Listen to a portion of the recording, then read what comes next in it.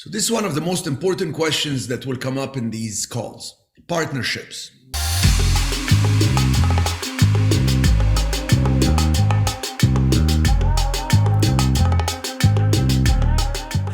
I'm considering partnering on a rehab repositioning project. It's an office building. The project manager who found the property wants to partner. He will put in the time and I will put in the money. What type of entity should we use? And what parameters should I put into the deal?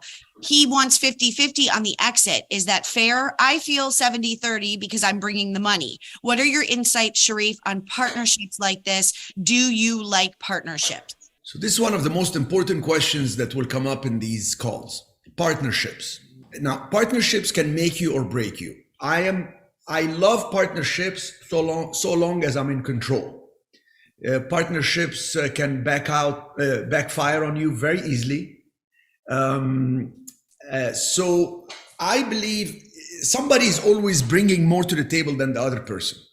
There is the story that kind of the idea that one brings the money, the other brings the experience. After a year, the one with experience has money and the one with money has experience, so they can stand each other. Although every now and then you find these partnerships that just become amazing and people make a lot of money with them. But then, so the most important thing is the structure. I always say the money is in the structure. So let's talk a little bit about the structure.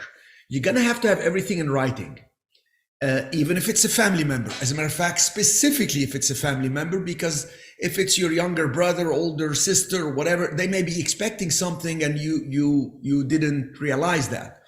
So you need to spell out everything in writing.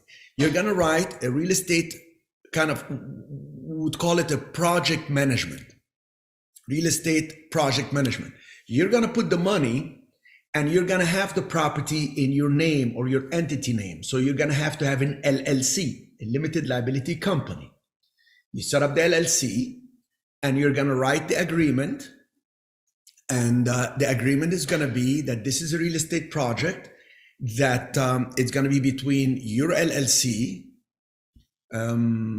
let's see here, Jake's LLC, and that you're the principal and the managing member. And the second person that's involved in this is going to be John Doe, project manager. And that John Doe could be an individual or could be an LLC. And that you and that person, the parties, agree on the following. And then you're going to talk about what each is willing to invest. You're going to invest the money. You're going to invest in getting the loan, in putting reserves for the loans, in dealing with the bank, in getting credit lines for constructions. This is what you're responsible for. The other person has to have some skin in the game. So I suggest, well, their skin in the game is going to be their time and effort. So if it's a contractor and you want them to really focus on this, you're going to say that that person is going to conduct the business. They will be the project manager. They will be in charge of getting the permits, getting the subcontractors, getting the timeline and budget submitted to you for approval. And they're responsible to get it done and get it done within time and budget. You see, people who have money and time can build an Eiffel Tower, but you have to have some budget regarding money and time. And it's never fast enough and it's never cheap enough. Okay, so you will have some issues there, but you have to understand that within 5% or so, everything is acceptable. Then, so that's kind of the basic idea of the contract. And so the purpose and the scope of the work is going to be that you bring the money, they bring the work. Let's see, I wrote a couple points on this. I looked at old agreements I've had. So if the property is in my name or my entity's name or my fund's name, I always work with project managers. And what I do is I don't give them 50-50. There's no way. I'm putting a lot of the money. I put my personal credit. Even for the real estate fund, it's based on my net worth, my credit, and all this, that I'm able to do millions of dollar deals. My neck is on the line all the time. But what I do is I say, you're gonna get paid X for the work on the exit, plus a bonus from the net profit. So it behooves that person to save every penny and to go fast. So I work a structure that says, you will get paid like any other project. Maybe you can give me a little bit of a discount, but on the net profit, I'm gonna give you from the net profit 5 to 10%. It depends on how big of the project it is. Like I do millions of dollar projects.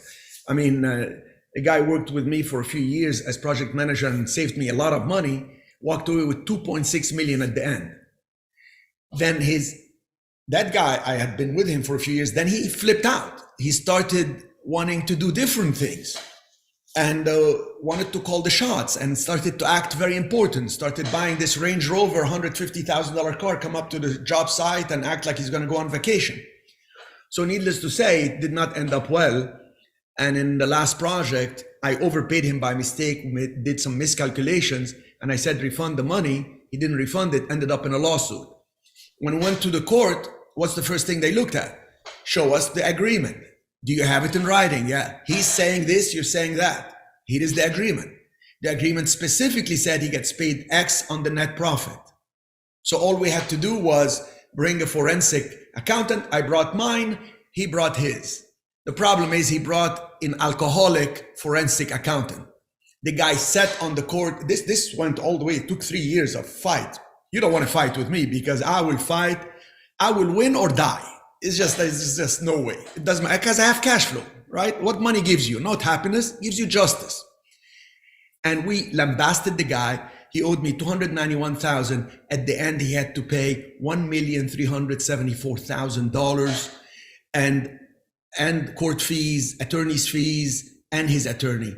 It was a disaster. But what saved me was everything was spelled out in writing and we're able to keep track of things.